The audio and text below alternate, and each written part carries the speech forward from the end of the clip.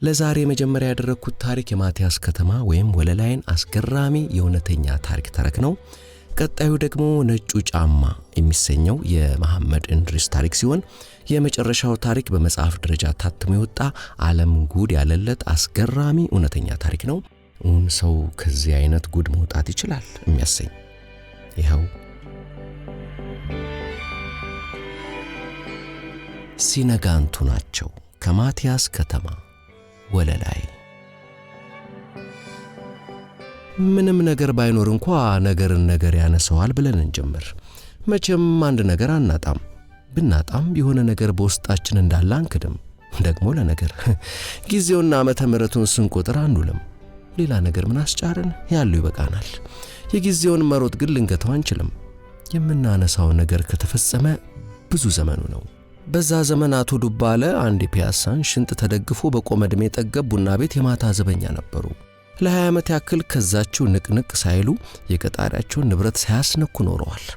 የቀጣሪያቸው ንብረት ከሚነካ የእሳቸው ሕይወት ቢነካ ይመርጣሉ። ይህንን ቀጣሪም ተቀጣሪም ሳይነጋገሩ ተስማምተዋል። እናም በግቢው ሌሊቱን ሙሉ ወፍ ዝር አትልም። ዱባለ አንበሳ ሆኖ በነብር ዓይን አፍጠው በፈረስ ጉልበት ዱላ ጨብጠው ሌሊቱን ያነጓታል። ቀኑን ደግሞ ዛፍ እንደጨበጠ ጉሬዛ አልጋቸው ላይ ተጣብቀው ይውላሉ። እኔና ቀን ሳንተዋወቅ ቀን አረጀ ቀን አፈጀ ይላሉ። እርሶስ? እኔንም ማየት አባቱ አግኝቶኝ ቀኑን ተደብቄ ነው ሙል። እርጅና ቀን ነው የሚል ከሰከሰው ይሄ ለከስከስ። እርጅና አይወዱም፣ እርጅና ይጠየፋሉ። ሰው ሞተ ሲባሉ እንኳን ሞት እርጅናም አለ የምትል አባባል አለቻቸው። ዱባለ በዛ ሁሉ የጥበቃ ዘመን ላይ ያሉ የገጠማቸው ብዙ ነው። የተነገረው እጅግ ጥቂት ነው። ያልተነገረው ይበረክታል። ካልተነገሩት ነገሮች አንዱ ለናሙና ለመናገር እንነሳ። እንደው ለጉራ ነው እንጂ ከየትም አንነሳም። እዛ ሆነን በዱባለ አፍ ደና ነገር እንጻፍ። ለመሆኑ የነገር ደና አለው እንዴ? ይኖረው ይሆናል፣ እኔ ምን አውቃለሁ። ነገሩ ግን የሆነው እንዲህ ነው ይላሉ አቶ ዱባለ። አንድ ሌሊት ከቆጤ ላይ ቂብ ብዬ በነብር ዓይን አፍጥጬ እየጠበቅኩ እንዳለው ከኋላ ካለው የአጥሩ ግንብ ላይ አንድ ነገር ዱብ ሲል አየሁት። ሰው ሳይሆን ዕቃ የተወረወረ ነበር የመሰለኝ። ባትሬን ቶግ አድርጌ ቀረብኩት። ይንቀሳቀሳል። ይቺን ይወዳል ዱባለ። ማነህ አንተ? ምንድነህ? ዱላዬን አናቱ ላይ አነጣጥሬ ይበልጡን ተጠጋሁት። የበራበትን የባትሪ ብርሃን እየተከላከለ እከሌ ነኝ አለ። ስሙን አናነሳውም እዚህ። እከሌኛ? አሁን እከሌ እናንተ አለ። እሱም አልመስል አለኝ። እንደው በደረቅ ሌሊት በዚህ አይነት ሁኔታ ሳገኘው አንተ አልኩት እንጂ በቀንማ እሳቸው ናቸው። ምን ነው አቶ ከሌ ነውርም አይደል? አበላሽቾት ነበርኩ አልኩት። አንቱ ታው እየቀፈፈኝ። ምኔን ነው የምታበላሽኝ? ቀድሜ የተበላሸሁትን? ምን ሆነው ተበላሹ? የሚያበላሽ አበላሸኝ። ከወደቁበት አለመነሳታቸውን ሳይ በጥይት የተመቱ ወይም ምናምን ያመለጣቸው መሰለኝ። ምኖትን የተበላሹት አልኩኝ። ውስጤን የተበላሸሁት ህቅታቸው ሊገድላቸው ደርሷል። አፋቸው መናገር ይቻል እንጂ ለመነሳት አቅቷቸው ይተረተሩ ጀመር። ደገፍ አደረኳቸውና ተነሱ። ስካር እንጂ ምንም አልሆኑም። ህቅ ሴት ቀጥሬ ነበር፣ አልጋ ይዤ ነበር አሉ። ስንት ቁጥር? 7 ቁጥር። ወደ 7 ቁጥር እየመራው ደገፍ አድርጌ ወሰድኳቸው። ባትሪም አላበራሁም። ምናቸው ላይ በራል። እሳቸው ባያፍሩም ምን ያፈርኳቸው። በድንገት ቀጥ ብለው ቆመው አንጋጠው ጨረቃዋን ይመለከቱ ጀመር። እኔም ወደ ላይ አንጋጠጥኩ። ጨረቃዋ ደምቃ ታበራለች። ዱባለ፣ አቤት። ያቺ ጨረቃ ትታያለች? አሁን እያየዋት ነው። አትመናት፣ አንድ ቀን ይሄን ብርሃኗን ትነሳናለች። ግንባራቸውን አኮሳትረው ሁለት እጃቸውን ደረታቸው ላይ አጣምረው ጨረቃዋን ሲያዩ ከቆዩ በኋላ ወደ ምድር እያመለከቱ ይችን ደግሞ ይበልጥ አትመናት፣ ላይዋ ላይ ስታስፈነድቀን ከርማ ራሷ ትውጠናለች። ሁሉንም አትመን፣ እኔንም ጭምር አትመን። ነገ አጥር የሚዘልል የምታገኝ እንዳይመስልህ። ፈገግ ብሎ ሲያዩን ከቆዩ በኋላ መንቀሳቀስ ጀመሩ። በሩ ላይ ሲደርሱ ከኮት ኪሳቸው ዘግነው አንድ ፍኝ የሚሞላ ሳንቲም ሰጡኝ። በሩ አልተቆለፈም። ገፋ አድርገው ገቡ። መብራት አላበሩም። በሩን ዝጉት አልኳቸው። ተንደፋድፈው ዘጉት።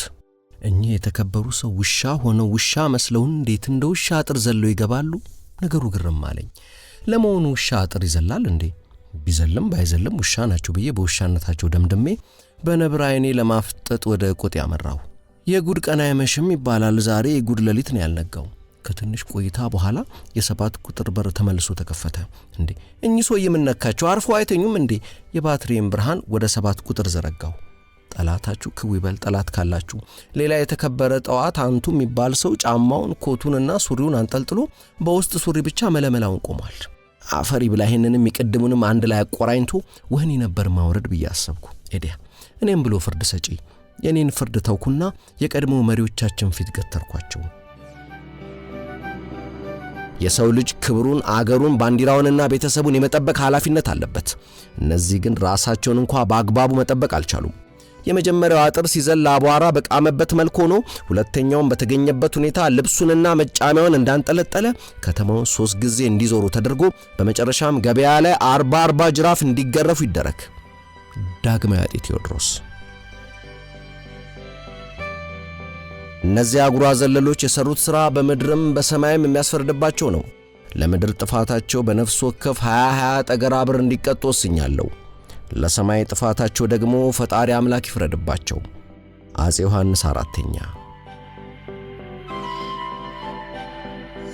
በትናንትናው ቀን እከሌ በስካር መንፈስ ተነሳስቶ እንደ ሌባ አጥር ዘሎ መግባቱን፣ እከሌ ደግሞ መለመላውን በመሸታ ግቢ መገኘታቸውን ሰምተናል።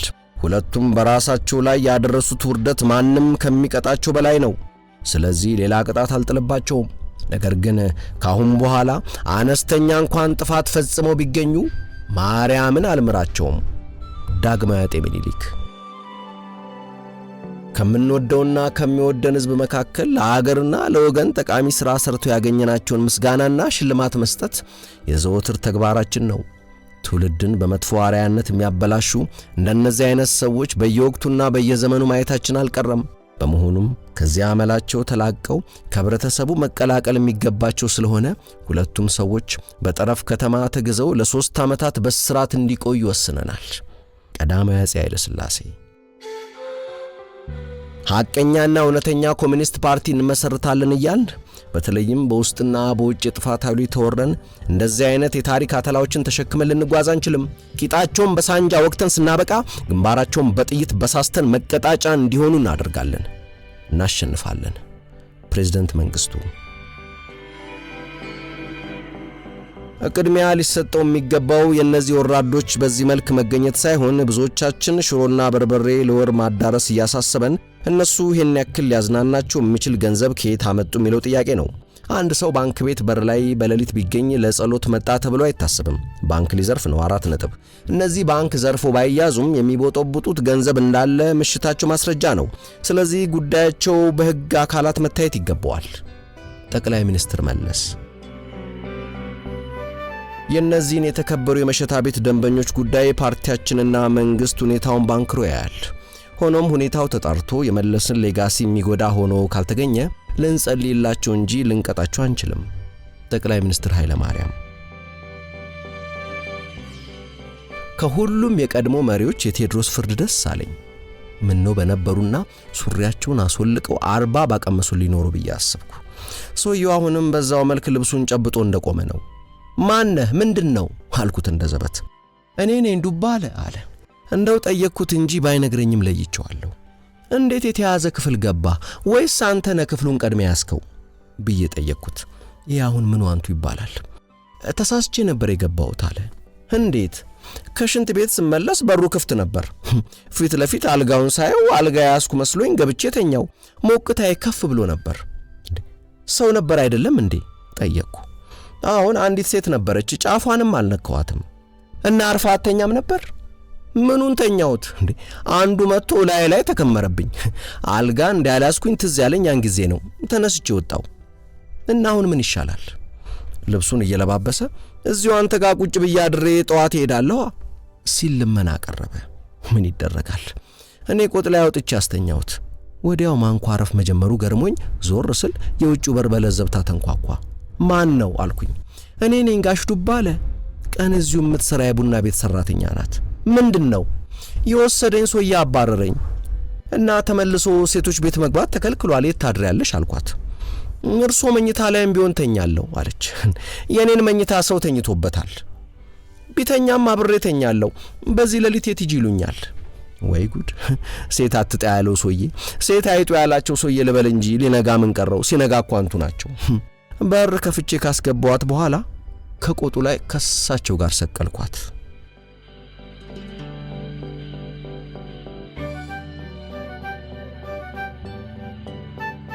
ነጩ ጫማ ከመሐመድ እንድሪስ።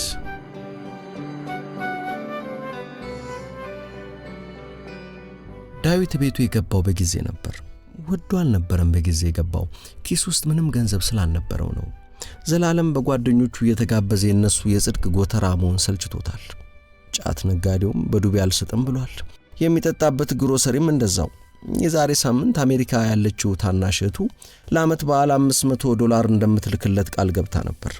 መልእክቱን ይዛ ትመጣለች የተባለችው ሰው ግን የውሃ ሽታ ሆና ቀርታለች። እስከ ትናንትና ድረስ አልደወለችም። ዛሬ በጊዜ ቤቱ ከገባበትም ምክንያት አንዱ መልእክቱ ደርሶ እንደሆነ ለማረጋገጥ ጭምር ነበር። ወደ ሳሎን እንደገባ ታላላቅ እህቶቹና እናቱ በመገረም አፈጠጡበት። ከምሽቱ 12 ሰዓት ቤት ገብቶ አይተውት አያውቁም። ያውም በእንቁጣጣሽ ዋዜማ። ሰላም ሳይላቸው ተመልሶ ወጣ። ሁሉም አስጠልተውታል። አሜሪካ ላለችው ታናሽ እህቱ ቃሚና ሰካራም ነው፣ አይረባም፣ ገንዘብ አትላኪለት እያሉ እህቱ የምትልክለትን እርጥባን ሊያስቀሩበት ሞክረዋል። ይብላኝ ለነሱ እንጂ እሷ ግን በጣም ስለምትወደውና ልጅነቷን ከሱ ጋር ስለነበር ያሳለፈችው እነሱ ሳያውቁ በድብቅ በተለያየ መልኩ ስትልክለት ቆይታለች። ከታናሽ እህቱ ጋር አንድ ትምህርት ቤት ነበር የተማሩት። ሲሄዱም አብረው ሲመለሱም አብረው ነበር። አንደኛ ደረጃ አሳይ፣ ሁለተኛ ደረጃ ደግሞ ቦሌ አጠቃላይ ነበር የተማሩት። ቦሌ ትምህርት ቤት እንደገቡ አንድ አርብ ከሰዓት በኋላ በወቅቱ በጣም ይፈራና ገናና የነበረው የኡራኤል ግሩፕ ከአንድ የ13 ቀበሌ ልጅ ጋር ይጣሉና ለ7 ልጁን ሲደበድቡት ህዝቡ ከቦ ሲመለከት ዳዊት ያይና በህዝቡ መሃል ተሽሎክልኮ ወደ ጠቡ ይደርሳል። 7ቱ አንዱን ርህራሄ በሌለ ሁኔታ በጫማ ጥፊ በቦክስና በርግጫ ሲያጣድፉት በመጨረሻ ልጁ ደሙ ባፍና ባፍንጫው እየተንዘረዘረ እንደሰከረ ሰው ተንገዳግዶ እየወደቀ ሲነሳ ዳዊት ተመለከተና ምን አይነት ጭካኔ ነው አለ ሳያስበው። እንዳለመታደል ሆኖ ጭላዳ ሰማችው። ጭላዳ ማለት እንደ ስሟ ጭላዳ ዝንጀሮ የምትመስል የኡራኤል ግሩፕ ዋና አባል ስትሆን የሁሉም ሚስት ናት ተብላ ትታማለች። እንደሰማችው ፊቷን ወደሷ አዞረችና አንተ ደግሞ ምን አገባ ብላ ፈጠጠችበት። ዳዊት በንቀትና በመገረም ቁልቁል ያያታል። ተናገር እንጂ ምን ይዘጋሃል አለችና ደረቱን በእጇ ገፋችው። አፏ ጋንጋን ይሸታል። ዳዊት ከኋላዋ የቆመውን ሰው ማንነት ስለማያውቅ አንድ ትልቅ ስህተት ሰራ። ምን አገባይ ዝንጀሮ አላት። ምናል ካለ ከኋላዋ የቆመው ልጅ ቀይ ፀሐይ የበላው ፊቱ በጩቤ ጠባሳ የተዥጎረጎረ፣ አገጩ ወርዶ የሞገገ፣ ትናንሽ አይኖቹ ባረቄና በሐሽሽ የቀሉ፣ ጸጉሩ የተንጨፈረረ ረጅም ጠረንገሎ ነው። ዳዊት ልጁን ሲያይ ፍርሃት ቢይዘውም የተፈጥሮ ነውጠኝነቱና ልበገር ባይነቱ እንዲያጎበድድ አላደረገውም። አንተስ ብትሆን ምን ያገባሃል አለ። ዳዊት ቦሌ ትምህርት ቤት ከገባ ገና 3 ወሩ ሲሆን የ9ኛ ክፍል ተማሪ ነው። ትንሽ ቆየት ቢል ኖሮ ስለ ፍየሌ ማንነት ሰምቶ እንደዛም ተብሎ እንደማይመለስለት ባወቀ ነበር። ፍየሌ ማለት ሊገለው የፈለገውን የአህያ ባለቤት ሲያጣ አህያውን ገፍትሮ ገደል የከተተ ሰው ነው። የሌላ ግሩፕ አባላት ፍየሌ ጥርሱን በጩቤ ነው የሚፍቀው፣ እሱን አትንኩት የሚሉለት አይነት ሰው። ፍየሌ ከዳዊት ይህን መልስ ሲሰማ ከንፈሩን በንቀትና በንዴት ወደ ግራ አጣሞ ባለ በሌላ ኃይሉ ቡጢ ሰንዝሮ የዳዊት አገጭ ላይ ያሳረፈ። ዳዊት የሆነ ነገር ሲነዝረውና ብሽ ሲልበት ታወቀው። እሱ ፈልጎ ሳይሆን አንዳች ነገር አስገድዶት በእጁ ይዞት የነበረውን ደብተር ሲለቀው ትዝ ይለዋል። ዳዊት ዘውዱ ከተባለ የቀድሞ የደርግ ኮማንዶ አባል ከነበረ ልጅ ጋር ጧት የቴኳንዶ አርት ሲለማመድ 9 ወር ሞልቶት ነበር። በዚያ ላይ ጨርቆስ ቸሬ ቤት እየሄደ ክብደት ያነሳል። ደብተሩን እንደጣለ በግራጁ የፍየሌን አንገት አንቆ በኃይለኛ ቦክስ የፍየሌን የግራ አይን አጥንት ሲመታው የፍየሌ ቅንድብ ተሰንጥቆ ደሙ መንዘርዘር ጀመረ። ፍየሌ በምቱ ቢደነዝዝም በቴስታ ለመማታት ሲሞክር ዳዊት ይታወቀዋል። ግን በቀላሉ በእጁ እየመከተ የተሰነጠቀ ቅንድቡን በተደጋጋሚ ኃይለኛ ቡጢ የባሰ ስንጥቁን አሰፋለት። በዚህ ሁኔታ የዓመቱ ታላቅ ድብድብ ተጀመረ። ህዝቡ እንዳለ ግልብጥ ብሎ አዲሱን ድብድብ ለማየት እንደ ንብ መንጋ ተንጋጋ። በመላው ቦሌ ትምህርት ቤት ዳዊትና ፍየሌ ተደባደቡ የሚል ዜና ተሰራጨ። እዚያ አካባቢ የነበሩ ሱቆች በራቸውን ዘጉ። የአሳይ ተማሪዎች የዳዊትን መደባደብ ሲሰሙ እየተንጋጉ መጡ። ጠቡ መሃል ለመግባት ግን ማንም አልደፈረም። በመጨረሻ ፍየሌ በዳዊት በተሰነዘረበት የጫማ ጥፊ መሬት ላይ ሲዘረር እዚያ የነበሩት የኡራኤል ግሩፖች በሙሉ ዳዊት ላይ ተረባረቡ። መጀመሪያ ላይ ምቶቹ ያሙት ነበር። በኋላ ላይ ግን ፊቱ ስለደነዘዘ መሬት ላይ ወድቆ እግሮች ሲረባረቡበት ምንም አልተሰማውም። መሬት ላይ እንደተንበረከከ ታናሽ እህቱ ትልቅ ድንጋይ ይዛ ጠቡ መሃል ካልገባው እያለች ለገላጋይ ስታስቸግር ተመለከታት። እንደ ህልም ነበር የሚታየው። ጠቡ የቆመው 6 ፖሊሶች መጥተው 2 ጥይቶች ከተተኮሱ በኋላ ነበር። የድብድቡ ኃይለኝነት የታወቀው የዳዊት አንደኛው ጫማ የተገኘው 20 ሜትር ርቆ በመሆኑ ነው። ፍላሚንጎ የነበሩት የዳዊት ቤተሰቦች ጠቡን ሰምተው በመኪና ቦሌ ትምህርት ቤት ድረስ መጥተው ዳዊትንና እህቱን ባይወስዷቸው ኖሮ ያን ቀን ዳዊት ይሞት ነበር። አየናቸው የተባለ የኡራኤል ግሩፕ ዋና መሪ ፍላሚንጎ ድረስ መጥቶ ዳዊትን ካገኘ በኋላ ወንድነህ ግን ልጁ ስለተጎዳ ካሳ መክፈል አለበት ብሎት ዳዊት 40 ብር ከከፈለ በኋላ እርቀ ሰላም ወረደ። አየናቸውን ይዞት የመጣው አማሃ የተባለው የዳዊት ጓደኛ ሲሆን ስለ ዳዊት ምቶች እየተከየፈ እንደ ፊልም ደጋግሞ ያወራ ነበር። ዳዊት አየናቸውን ደጋግሞ እየጋበዘ ጓደኛ አደረገው። ሰኞ ቀን ትምህርት ቤት ሲሄድ ህዝብ ተሰብስቦ ሲመለከቱ አስተዋለ። ከዚያ በኋላ ዳዊት ዝነኛና የተከበረ ሆነ። እህቱ ቀርቶ ጓደኞቿ መከበር ጀመሩ። አንዷን እህቱን ጓደኛ ሊላከፍ የሞከረ ልጅ ክብርን ጠብቅ ስትለው የዳዊት እህት ጓደኛ ብትሆኝ ማን ይፈራሻል ሲል መልሶላታል። ይህ ሆነው የዛሬ 20 ዓመት ይሁን እንጂ በዳዊትና እህቱ ልቦና ውስጥ ለዘላለም ታትሞ እንደኖረ ነው። ዛሬ ሰካራምና ቃሚ ሆኗል ብለው ስሙን ቢያጠፉትም እህቱ ግን ፊቷን አላዞረችበትም። ለቁርጥ ቀን የደረሰችለት እውነተኛ እህቱ ናታ። እሱ ሲደበደብ በሴት አቅሟ ድንጋይ ይዛ ያዙኝ ልቀቁኝ ያለችው እሷ ብቻ ናት። አሁንም በተለያየ ጊዜ ደብቃም ሆነ በሌላ መንገድ ገንዘብ የምትልክለት እሷ ብቻ ናት። ክፍሉስ ገብቶ አልጋው ላይ እንደተንጋለለ የቀረችውን አንዲት ኒያላ አውጥቶ ለኮሰ። ይሄኔ ነበር የክፍሉ በር የተንኳኳው። ተነስቶ በሩን ከፈተ። ማሚ እንዳለች መልእክት መጥቶልሃል አለችው። የ7 ዓመቷ ሚጡ በደስታ እየተፍነከነከ ሲጋራውን እንዳታይበት ከበሩ በስተጀርባ እጁን ደብቆ መጣኋልና በሩን ዘጋው። ሲጋራውን በፍጥነት ማግማግ አደረገ። አሁን ዋዜማው አሪፍ ዋዜማ ሊሆን ነው። $500 አንዱን 100 ብቻ ይመነዝራል። መጀመሪያ የዚያን ቁንቋና ጫት ነጋዴ ዕዳ ይከፍላል። እንደውም አይከፍልም። ለምን ዕዳዬን አትከፍልም ብሎ በሰው ፊት አዋርዶታል። ከ3 ቀናት በኋላ ይከፍለዋል። ቅጣት ነው። ግሮሰሪ ሄዶ ዕዳውን ይከፍልና ውስኪ ወይም ቮድካ ይጠጣል። ምክንያቱም ጉሮሮ ደርቋል። አንድ ነገር ትዝ አለውና ደነገጠ። አሁን ብሩን ባይሰጡትስ? በእነሱ በኩል ይደርሰዋል ማለት ዘበት ነው። ብትልክም አይሰጡትም። ቢሰጡትም ቆራርጠው እንጂ ሙሉውን ፈጽሞ ሊያገኝ አይችልም። ግን መልእክት አለ ያሉት እነሱ ራሳቸው ስለሆኑ ይሰጡት ይሆናል። ጓደኛው ደግሞ ትዝ አለችው። እሷንም ማዝናናት ይኖርበታል። ምን ችግር አለ? $50 ብቻ ይህን ሁሉ ማድረግ ይችላል። $450 ይቀረዋል። ሲጋራውን ረገጠና ክፍሉን ቆልፎ ወጣ። ወደ ሳሎን እንደገባ እናቱ አንድ ነጭ ስኔከር ጫማ ጉልበታቸው ላይ አድርገው አያቸው። ይህን ጫማ ልካለሃለች አሉት ጫማውን እየሰጡት። ሌላስ? ሌላ ምንም የለም አሉት። መላው ሰውነቱ ውሃ ሆኖ ቀረ። እጆቹ ዛሉ። በንዴት ምራቁን እየዋጠ ጫማውን ተቀበለ። እንደቀዘዘ ወደ ክፍሉ ሄደ። እቺም ማትረባ አለ በንዴት እህቱን እየረገመ። አሁን ይሄ ምን ያደርግለታል? እሱ የሚፈልገው ገንዘብ፣ እሷ የምትልከው ጫማ። ሲጋራ አሰኘው። ሲጋራ ደግሞ የለውም። ምንም ማድረግ አይችልም። ጫማውን ይሸጣል። ጫማውን ፌስታል ውስጥ ከተተና ይዞት ወደ ውጭ ወጣ። ለመሸጥ 3-4 ሰዎችን ጠይቆ አልተሳካለትም። አንዱ ዋጋውን ሲያራክስበት፣ አንዱ እንደማይፈልግ ሲነግረው፣ አንዱ የፍንዳታ ነው ሲለው፣ በመጨረሻ አንድ ሻንጣ የያዘ የቀን ሰራተኛ የሚገዛ መሰለ። ተከራክሮ ከስንት ውጣ ውረድ በኋላ 200 ብር ከፈለ። ዳዊት ብሩን ኪሱ ከተተና መልካም እድል፣ ጥሩ ከስክስ ስኔከር ነው ይጠቅምሃል አለው። አሁን እኔም ስራዬ የቀን ስራ ስለሆነ መለሰ ሰውየው። ተለያዩ። ዳዊት ጥምብዝ ብሎ ሰክሮ ወደ ቤት ገባ። ራት መብላት አልፈለገም። ማታ 4 ሰዓት ላይ እህቱ ስልክ ደወለች። ዳዊት ተጠራ። ሄሎ ዳዊት፣ ደረሰ ጫማው? አሁን ደርሶኛል። ያልሽኝ ግን አልደረሰኝም። የጫማው ሶል ውስጥ አድርጌልሃለሁ እነሱ እንዳያውቁ። ምን? $500 የጫማው ገበር ውስጥ አድርጌልሃለሁ፣ ክፈትና ታገኘዋለህ። ዳዊት ራሱን ሊስት ምንም አልቀረውም። ስልኩን ሳይዘጋ በፍጥነት ወደ ውጭ እየተደናበረ ወጣ። ጫማውን የሸጠለትን የቀን ሰራተኛ ያገኘበት አካባቢ መሮጥ ጀመረ። ምን ዋጋ አለው? መልኩን እንኳን በደንብ አያስታውሰውም። በየቡና ቤቱ፣ በየሱቁ፣ በየመንገዱ ጥግ ፈለገው። ነጭ ጫማ የለበሰ ሰው ሲያገኝ እየተንደረደረ ይሮጥና ፊቱን ትክ ብሎ ያየዋል። ከዚያ ጫማውን ያየዋል። ወንድም ይሄን ጫማ የገዛው መቼ ነው ሲል ይጠይቃል። ግማሹ እንደ እብድ አይቶት ዝም ብሎ ይሄዳል።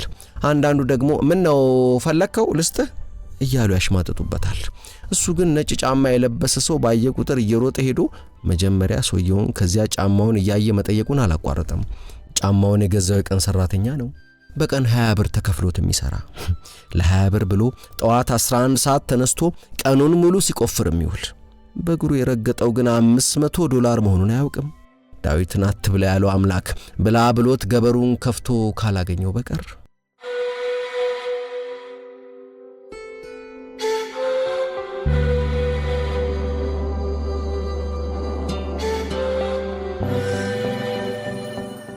በሰርጓ ዕለት ተደፈረች።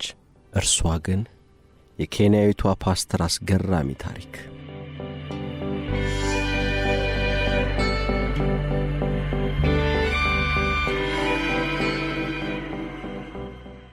ቴሪ ጎባንጋ የሰርግ ስነ ስርዓቷ ወደሚካሄድበት አዳራሽ ሳትመጣ ስትቀር ማንም ቢሆን ታፍና ተደፍራ መንገድ ዳር ተጥላ በሕይወትና በሞት መካከል ትሆናለች ብሎ ይጠበቅ አልነበረም።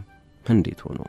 የዚህች ሴት ታሪክ ግን በዚህ ብቻ የሚያበቃ አልነበረም ይለናል አስገራሚ ታሪኳን አስመልክቶ ያነጋገራት ማቲው ባኒስተር። እና ታዲያ ምን ሆነ? እስኪ ከመጀመሪያውን ጀምር። እንዲያውም ራሷ ቴሪ ጎባንጋ ታሪኳን እንዲህ ስትል ትጀምራለች። ድል ያለ ሰርግ ነበር ትለናለች ቴሪ ጎባንጋ። በኬንያ ናይሮቢ የሚገኝ ቤተክርስቲያን ፓስተር ነበረች። ስለዚህም ከቤተክርስቲያኑ ምዕመን አንድም የቀረ አልነበረም። ዘመድ አዝማዱ ታድሟል። እጮኛ ሃሪና እኔ ስሜታችን ጣራ ነክቷል። በናይሮቢው ኦል ሴንትስ ካቴድራል ልንጋባ ነው። እኔም ለሰርጉ የሚያምር የሰርግ ቬሎ ተወሻለሁ ስትል ታስታውሳለች። በሰርጉ ዋዜማ ግን የሃሪ አንዳንድ ልብሶች ከረባቱም ጭምር እሷ ጋር መሆናቸውን ተረዳች። ሙሽራ ነው፣ ያለ ከረባት ደግሞ እንዴት ይሆናል? ቴሪ ቤት ያደረችው ጓደኛዋ ከረባቱን በጠዋት ለሃሪ ልትወስድለት ፍቃደኛ ነች። ስለዚህም ቴሪ ጓደኛዋን ወደ አውቶቡስ ተራ ለመሸኘት በጠዋት ከቤት ወጡ። ቴሪ ጓደኛዋን ሸኝታ ወደ ቤት እየተመለሰች ነው። በአንድ መኪና አጠገብ ስታልፍ በመኪናው የፊተኛው አካል ላይ ተቀምጦ የነበረው ሰው ድንገት ከኋላዋ ይዞ የመኪናዋን የኋላ በር ከፍቶ ወደ ውስጥ ወርውሯት በሩን ዘጋው። ውስጥ 2 ሰዎች ነበሩ። መኪናዋ እየከነፈች ሄደች። ይህ ሁሉ የሆነው በሰከንድ ሽርፍራፊዎች ውስጥ ነው ስትል ታስታውሳለች ቴሪ። እንዳልጮህ አፌ ውስጥ ጨርቅ ወጥፈዋል። ባለ በሌለ ኃይል ታገልኩ፣ ተፍጨረጨርኩ። እንደምንም አፌ ውስጥ የተጠቀጠቀውን ጨርቅ አውጥቼ ዛሬ እኮ ሰርጌ ነው ስልጮኩ። ከባድ ቡጥ ያረፈብኝ። ከማከላቸው አንዱ ካልተባበርሽን እንገልሻለን አለኝ። እየተፈራረቁ ደፈሩኝ። በቃ መሞቴ ነው አልኩኝ። ቢሆንም ግን ትንቅንቄን ቀጥያለሁ። ከደፋሪዎቹ አንዱ ጨርቁን ካፌው ሲያወጣልኝ ብልቱን ነከስኩት። ጮኸ። ሌላኛው ጓደኛው በጩቤ ሆዴን ወጋኝ። ከዚያም የመኪናውን በር ከፍተው ከሚበረው መኪና ላይ ገፍትረውኝ ጥለውኝ ጠፉ። ከቤቴ በኪሎሜትሮች ርቀት ላይ ነኝ። ከናይሮቢ ውጪ አፍነው ከወሰዱኝ 6 ሰዓታት ያክል አልፏል። ከመኪናው ላይ ወርውረው ሲጥሉኝ ያየች ልጅ ሴት አያቷን ጠራች። ሰዎች ሲሮጡ መጡ። ፖሊስ ሲመጣ የደም ስሬን ንዝረት ለማየት ሞከሩ። ምንም የለም። የሞትኩ መስሏቸው በብርድ ልብስ ጠቅልለውኝ ወደ ሬሳ ማቆያ ይዘውኝ መሄድ ጀመሩ። መንገድ ላይ ግን ብርድ ልብሱ አፈነኝና አሳልኩ። ፖሊሱ ኧረ በሕይወት አለች አለና መኪናውን አዙሮ ናይሮቢ ውስጥ ወዳለ ትልቁ የመንግሥት ሆስፒታል ይዞኝ ሄደ። ደንግጫለሁ የሚለው ቃል አይገልጸውም። ትርጉም አልባ ነገር እዘበዝባለሁ። ግማሽ አካሌ ተራክቷል። በደም ተለውሻለሁ። በቦክስ የተመታው ፊት ያብጧል። ብቻ እንዴት እንደሆነ አላውቅም፣ ግን ተቆጣጣሪዋ ሴት ሙሽራ መሆኔን ሳትገምት አልቀረችም። እስኪ የጠፋች ሙሽራ ካለች በየቤተ ክርስቲያናቱን ፈልግ አለቻቸው ነርሶቹን። እንደ አጋጣሚ ሆኖ በመጀመሪያ የደወሉት ወደ ኦል ሴንትስ ካቴድራል ነበር፣ ላገባበት ወደ ነበረው ቤተ ክርስቲያን። የጠፋች ሙሽራ አለቻችሁ? ነርሷ ጠየቀች። አዎን አለ የቤተ ክርስቲያኒቱ አገልጋይ። ከጠዋቱ 4 ሰዓት ላይ ሰርግ ነበር፣ እስካሁን ግን አልመጣችም። ለካንስ ቀረባቸው ቤተሰቦች ተጨንቀዋል። እኔን ፍለጋ ሰዎች ተሰማርተው ነበር። ወሬው ሐሜቱም ተነስቷል። አንዳንዶች ሐሳቧን ቀይራ ይሆናል ይላሉ። ሌሎች ደግሞ ሊሆን አይችልም፣ እሷ እንደዚህ አይነት ነገር የምታደርግ ሰው አይደለችም፣ ግን ምን አጋጥሟት ይሆን እያሉ ነበር። ሳልመጣ ስቀር ለሰርጉ ስነ ስርዓት ግድግዳው ላይ የተሰቀሉትን ማስዋቢያዎች ማውረድ ጀመሩ። ከኛ በኋላ ሌላ ሰርግ እዚያው አዳራሽ ውስጥ ይካሄዳል። እጮኛዬ ሃሪን እዚያው ቤተ ክርስቲያን ውስጥ ያለ አንድ ክፍል ውስጥ እንዲጠብቅ አደረጉት። ሆስፒታል መሆኔ ሲሰማ ቤተሰቦቼና ዘመድ አዝማድ ሁሉ ግልብጥ ብሎ መጣ። ሃሪ ደግሞ ቬሎዬን ይዞ ነበር። ወሬውን የናይሮቢ ሚዲያዎች ሰምተው ስለነበር ሪፖርተሮች ሁሉ መጥተዋል። ማንም እንዳይረብሸኝ በሚል ወደ ሌላ ሆስፒታል ተዛወርኩ። ዶክተሮቹ ቁስሌን ሰፋፍቶ ሲያበቁ አስደንጋጩን መርዶ አረዱኝ። ሆድሽ ላይ የተወጋሽው ወደ ማህፀንሽ ጠልቆ በመግባቱ ልጅ መውለድ አትችይም አሉኝ። እንዳልጸንስ በሚል የሞርኒንግ አፍተር እንክብል እንዲሁም HIV ኤድስ እንዳይዘኝ ጸረ ቫይረስ መድኃኒት ሰጡኝ። አንጎሌ ራሱን ጠረቀመ። የደረሰብኝን ፈጽሞ መቀበል አልቻልኩም። ሃሪ አሁንም ቢሆን ሊያገባኝ እንደሚፈልግ ይነግረኛል። ልንከባከባት ፈልጋለሁ። አብረን እየኖርን በኔ ቅፍ ውስጥ ሆና ወደ ሙሉ ጤና እስክትመለስ እንከባከባታለሁ ይላል። እውነቱን ለመናገር እሺም ሆነ እምቢ ማለት የምችልበት ሁኔታ ላይ አልነበርኩም። አይምሮዬ በሶስቱ ደፋሪዎች ምስልና ባጋጠመኝ አስከፊ እውነት ተሞልቶ ሊፈነዳ ደርሷል። ከጥቂት ቀናት በኋላ ከሰመመን ውስጥ ወጥቼ ሳለሁ አይኖቹን ትክ ብያየኋቸውና አዝናለሁ አልኩት። አዝናለሁ፣ በጣም አዝናለሁ አልኩት። የከዳሁት ያህል ነው የተሰማኝ። አንዳንዶች በዚያን ሰዓት ከቤት በመውጣትሽ ጥፋቱ ያንቺው ነው ይሉኛል። ያማል፣ በጣም ያማል፣ በጣም ይጎዳል። ቤተሰቦቼና ሃሪ ግን ከጎኔ ነበሩ። የደፈሩኝ ሰዎች አልተያዙም። ፖሊስ የጠረጠራቸውን እየደረደረ ይጠይቀኛል። እኔ ግን አንዳቸውንም መለየት አልቻልኩም። ለበርካታ ጊዜያት ተመላለስኩ። እናም ደግሞ ፖሊስ ጣቢያ ሄጄ የተደረደሩትን አይቼ ስመለስ ስሜቴ ጥሩ አይሆንም። ስነ ልቦናዬ ህመሜን አባባሰው። ላገግም አልቻልኩም። አንድ እርምጃ ወደፊት፣ ሁለት እርምጃ ወደ ኋላ ሆነ። በስተመጨረሻ ወደ ፖሊስ ጣቢያ ሄጄ እንዲያልኳቸው፣ ይኸውላችሁ ምን መሰላችሁ፣ በቅቶኛል፣ ሁሉን ነገር ትቼዋለሁ። ጥቃቱ ከደረሰብኝ ከ3 ወራት በኋላ HIV እንደሌለብኝ ነገሩኝ። በጣም ደስ አለኝ። ቢሆንም እርግጠኛ ለመሆን እንደገና 3 ወር መጠበቅ አለብሽ አሉኝ። በዚህ መሃል እኔና ሃሪ ዳግም ሰርጋችንን ለመደገስ መዘጋጀት ጀምረናል። የግል ሕይወቴን አደባባይ አስጥተው ጋዜጣ ማሻሻጫ ባደረጉኝ የናይሮቢ ጋዜጦች በጣም ብናደድም ታሪኬን ያነበበች አንዲት ሴት ልታገኘኝ እንደምትፈልግ ነገረችኝ። ቪፕ ኦጎላ ትባላለች። እናም ደግሞ እሷም ልክ እንደኔው ካስገድዶ መድፈር የተረፈች ሬፕ ሰርቫይቨር ነች። አወራን። እሷና ጓደኞቿ ምንም ሳላወጣ በነፃ ድል ያለ ድግስ ደግሰው እንደሚሞሽሩ ይነገሩኝ። ምንም አታስቢ፣ የፈለግሽውን መግዛት ትችያለሽ አሉኝ። ዋው! በደስታ ተሞላው። ለሰርጉ ትልቅ ኬክ አዘዝኩ። ከበፊቱ ሰርግ የሚበልጥ በጣም ውድ። በፊት ቬሎ ተከራይቼ ነበር። አሁን ግን የራሴ ቬሎ ይኖረኛል። እንደ ጎርጎሮሳውያን አቆጣጠር በሐምሌ ወር 2005 የመጀመሪያው ሰርጌ ሊደረግ ከነበረበት 7 ወራት በኋላ እኔና ሃሪ ተጋባን። ለጫጉላ ሽርሽር ሄድን። በጣም ብርዳማ ሌሊት ነበር። መተኛት አልቻልንም። ስለዚህም ሃሪን አንድ ተጨማሪ ብርድ ልብስ ደርብልኝ አልኩት። በጣም ስለደከመኝ ልደርስበት አልቻልኩም አለኝ። እንዴ አልኩኝ። እኔ መነሳት አልቻልኩም። የሆነ ነገር ልክ እንዳልሆነ ገባን። ሃሪ ራሱን ሳተ፣ እኔም ራሴን ሳትኩ። እንደገና እንደ ሰመመን ስነቃ ይታወሰኛል። እጠራዋለሁ። አንዳንዴ ይመልስልኛል፣ አንዳንዴ አይመልስልኝም። እንደምንም ራሴን ገፍቼ ካልጋው ወድቄ ተዘረጋሁ። መውደቄ ጥንካሬ ሰጠኝ። እየተሳብኩ ወደ ስልኩ ሄጄ ጎረቤቴ ጋር ደውዬ ችግር ተፈጥሯል፣ ሃሪ ራሱን ስቷል አልኳት። እሷ ወዲያው ደረሰች። እኔ ግን እንደምንም እየተንፏቀቅኩ በመሃሉ ራሴን እየሳትኩ በስንት መከራ በሩ ጋር ደርሼ ከፍቼላት ሰዎች እየጮሁ ሲገቡ ራሴን እንደገና ሳትኩ። ስነቃ ሆስፒታል ውስጥ ነኝ።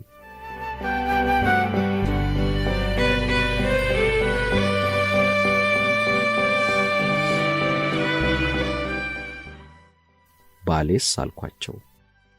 ከጎን ባለው ክፍል ውስጥ ዶክተሮች ሕይወቱን ለማትረፍ እየተረባረቡ ነው አሉኝ። እዩ አልኳቸው። እኔ ፓስተር ነኝ። በሕይወቴ ብዙ ነገር አይቻለሁ። አትደብቁኝ፣ እውነቱን ንገሩኝ። ዶክተሩ በጸጥታ አየኝና በጣም አዝናለሁ አለኝ። ባለቤትሽ አርፏል። ማመን አልቻልኩም። ከወር በፊት ያገባሁበት ቤተክርስቲያን ለቀብር ስነ ስርዓት መሄድ ምን ማለት እንደሆነ ይገባቸዋል። ያማል። መቋቋም አልቻልኩም። የዛሬ ወር እኮ እዚሁ ቤተክርስቲያን ውስጥ በነጭ ቬሎ የምርብዬ ሃሪም ፊት ለፊቴ በሙሉ ልብሱ ተውቦ ነበር። እነሆ አሁን ደግሞ እኔ ጥቁር ልብስ ለብሼ ሃሪ በሬሳ ሳጥን ፊቴ። ሰዎች ተረግማለች ነው የሚሉት። አንዳች መጥፎ እርግማን ላይዋ ላይ ሰፍሯል ብለው ልጆቻቸው እኔ ጋር እንዳይመጡ ያዙ። ለነገሩ እኔም ተረግሜያለሁ ብዬ ማመን ጀምሬ ነበር። ሌሎች ደግሞ ባሏን ገድላለች ብለው ከሰሱኝ። እኔ ራሴ አስከፊ ሐዘን ውስጥ ነኝ። ይሄ ደግሞ ሲጨመርብኝ አስቡት። የአስክሬን ምርመራው ውጤት ሰውነቱ በካርቦን ሞኖክሳይድ መርዛማ ጋዝ በመሞላቱ ታፍኖ፣ በዚህም ሳቢያ የበላው ምግብ ትን ብሎት ለሞት እንደበቃ አሳየ። ለመግለጽ የሚያዳግት ሐዘን ወደቀብኝ። ሰማይ ተደፋብኝ። እግዚአብሔር የከዳኝ መሰለኝ። ሁሉም ሰው የከዳኝ መሰለኝ። ሰዎች ሲስቁ፣ ሲደሰቱ፣ ሕይወትን በደስታ ሲያጣጥሙ ሳይ ማመን አልቻልኩም። እንዴ እኔ እኮ በቃ ሞቻለሁ ማለት ይቻላል። ተሰብሬያለሁ። አንድ ቀን በባልኮኒው ላይ ተቀምጬ ወፎች ሲዘምሩ ሳይ እግዚአብሔር ሆይ አልኩኝ፣ እንዴት ነው የሰማይ ወፎችን እየተንከባከብክ እኔን የረሳኸኝ? በዛው ቅጽበት አንድ ነገር ተገለጠልኝ። በቀን ውስጥ 24 ሰዓታት አሉ። በሐዘንና መከፋት ተጨብጠ የቤትን መጋረጃ ጋርደ ተክዘ ብትቀመጥ እነዚያን ያለፉ 24 ሰዓታት ማን ነው መልሶ የሚሰጥህ? ማንም እነዛን የባከኑ 24 ሰዓታት መልሶ አይሰጥህም። ማንም። እናም በዚሁ ከቀጠልክ ሳይታወቅ ሳምንት ይሆናል፣ ከዛ ወር፣ ከዛ ዓመታት። አስከፊ እውነታ። መቼም ቢሆን እንደማላገባ ለሁሉም ሰው ተናገርኩ። እግዚአብሔር ባሌን ወሰደው። እንደገና ያንን የማጣት ሕመም የማስተናግድበት አቅም የለኝም። ሐሳቡ ብቻውን ያርዳል። ለማንም የማልመኘው ነው። የሚቻል ሕመም አይደለም። ጥፍርሽ ውስጥ ገብቶ ይሰማሻል። ቢሆንም ግን አንድ ሰው ነበር። አሁን አንድ ሰው ነበር። ቶኒ ጎባንጋ ይባላል። እየመጣ ያጫውተኛል። ስለ ባሌ እንድነግረው ይጠይቀኛል። ከባልሽ ጋር ስላሳለፍሽው ጥሩ ጊዜያት ንገሪኝ ይለኛል። አንድ ጊዜ ለ3 ቀናት ሳይደውል ቢቆይ ተናደድኩ። አልኩኝ። እንዴት ነው ነገሩ? ከዚህ ሰው ፍቅር ሳልወድቅ አልቀረሁም። ቶኒ ላግባሽ ሲለኝ እስቲ ከዚያ በፊት መጽሔቶች ግዛና ስለኔ የተጻፉትን ሁሉ ካነበብኩ በኋላ የምትወደኝ ከሆነ ንገረኝ አልኩት። ስለኔ የተጻፉትን ሁሉ አንብቦ መጣና አሁንም እወድሻለሁ፣ ላገባሽ እፈልጋለሁ አለኝ። ይኸውልህ አልኩት፣ ሌላ ነገር ደግሞ አለ። ልጆች መውለድ አልችልም። ስለዚህ ልንጋባ አንችልም። ልጆች የእግዚአብሔር ስጦታ ናቸው አለኝ። ልጆች ካገኘን አሜን፣ ካልሆነም አንቺን ማፍቀሪያ በቂ ጊዜ ይኖረኛል። ዋው ምን አይነት ምርጥ አባባል ነው አልኩኝ። እሺ አልኩት።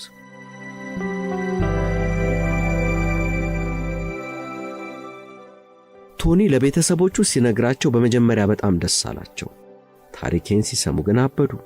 በተለይ አባቱ እሷን የምታገባው ሞቼ ነው ቆሜ ነገር አሉ። ተረግማለች አሉት። የመጀመሪያ ባሏን ባገባችው በ29 ቀናት ውስጥ የደፋች አንተማ ሳምንትም አትቆይ አሉት። ቢሆንም ግን እኛ ለመጋባት ቆርጠናል። የቶኒ አባት አማቼ ሰርጉ ላይ አልገኝም አሉ። በሰርጋችን ላይ ለመታደም 800 ሰው ተጠርቷል። አብዛኛው ሰው ይህች ደፋር አሁንም ልታገባ ነው ብሎ ተደንቆ ወሬ ለማየት ነው የመጣው። ከመጀመሪያው ሰርጌ 3 ዓመታት በኋላ መሆኑ ነው። እናም ደግሞ በጣም ፈርቻለሁ።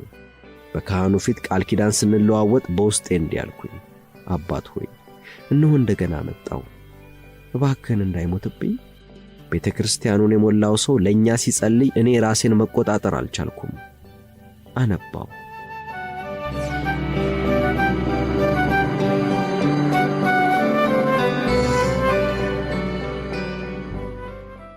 በተጋባን በዓመቱ አንድ ቀን አሞኝ ወደ ሐኪም ቤት ስሄድ ያልጠበቅኩት የምሥራች ደረሰኝ። ዶክተሩ አርግዘሻል አለኝ። ወሬ እየገፋ ሲመጣ ማኅፀኔ ላይ ቁስል በመኖሩ ሳቢያ ሙሉ ለሙሉ አልጋ ላይ ረፍት እንዳድርግ ተደረገ። ቢሆንም ምንም ችግር ሳያጋጥመኝ የመጀመሪያ ሴት ልጃችንን በቀዶ ሕክምና ተገላገልኩ። ታሂሌ አልናት። ከ4 ዓመታት በኋላ ሌላ ሴት ልጅ ደገምኩ። ቶዳህ ትባላለች። አሁን ከአማቼ ጋር ምርጥ ጓደኞች ሆነናል። እናም ለሰዎች ከወደቁበት አዘቅት የመውጣት ተስፋ እንዳለ ለማሳየት በሚል ታሪኬን አስመልክቶ መጽሐፍ ጻፍኩ። ክራውሊንግ አውት ኦፍ ዳርክነስ ይሰኛል። ያሳለፍኩትን ሁሉ እንዴት ከከበበኝ ጨለማ እየተሳብኩ እየቧጠጥኩ እንደወጣሁ ያወሳል። ካራ ኦልሙራኔ የተሰኘ ድርጅትም አቋቁሜያለሁ። ካስገድዶ መድፈር ተራፊዎች ሬፕ ሰርቫይቨርስ ጋር ነው የምንሰራው። አሁን ካስገድዶ መድፈር ተራፊዎች ጋር። እኔ እንደዛ ብዬ ነው የምለው፣ ያስገድዶ መድፈር ተጠቂዎች ሳይሆን ያስገድዶ መድፈር ተራፊዎች። ምክርና የተለያዩ ድጋፎች እንሰጣለን። ሕይወትንና የውጭውን ዓለም በተስፋና በብሩህ መንፈስ እስኪቀላቀሉ ድረስ ድጋፍ እያገኙ የሚቆዩበት መቆያ ቤት ነገር ለማቋቋምም አስበናል። የደፈሩኝን ሰዎች ይቅር ብያቸዋለሁ። ቀላል አልነበረም። ቢሆንም ግን ምናልባትም ስላደረጉት ነገር ፈጽሞ ግድ በሌላቸው ሰዎች ላይ እየተናደድኩ የማይሆን ነገር ውስጥ መግባት እንደሌለብኝ ተረዳሁ። እምነቴም ይቅር እንድልና ክፉን በበጎ እንድመልስ ነው የሚያበረታኝ። እናም ዋናው ነገር አጉል ምንም ያልደረሰብኝ መስል ጠንካራ ለመምሰል አለመሞከር ነው። አሁን እዘን፣ እስኪወጣልሽ ድረስ እዘኝ፣ አልቅሺ። እያንዳንዷን የሐዘንሽን ስሜት በጥልቀት አይተሽ ልታልፊበት ይገባሻል። አሁን እዘን፣ ይውጣልህ። ካለበት ነገር ለመውጣት እስክትቆርጥ ድረስም በራስ ሁኔታ ተናደጂ። እናም ዝም ብለህ ቀጥይ። በሕይወት ጎዳና ላይ አትቁሚ። መሄድ ነው፣ መጓዝ፣ መቀጠል። እየወደክም እየተነሳህም እየቧጠጥክም ግን ወደ ግብህ ተጓዝ። ምክንያቱም ታላቁ ግብህም ሆነ ዕጣ ፈንታ ይጠብቁሃልና። ግብህ ጋር በራስ ጥረት ካልደረስክ ግን ማንም አምጥቶ የሚሰጥ የለም። ስለዚህ ተጓዝ፣ ቀጥል። እየቧጠጥክም ቢሆን ወደፊት። አዎ እንደዛ ነው ትለናለች ቴሪ ጎባንጋ። አዎ እንደዛ ነው። አዎ እንደዛ ሳይሆን አይቀርም። እንደዛ ነው።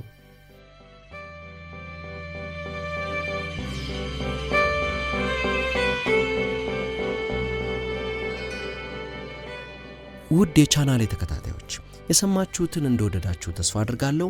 ይህን የሰማችሁትን ወይም ወደ ቻናሌ ጎራ ብላችሁ የወደዳችኋቸውን ለወዳጆቻችሁ ማጋራቱን አትርሱ። ሰላም።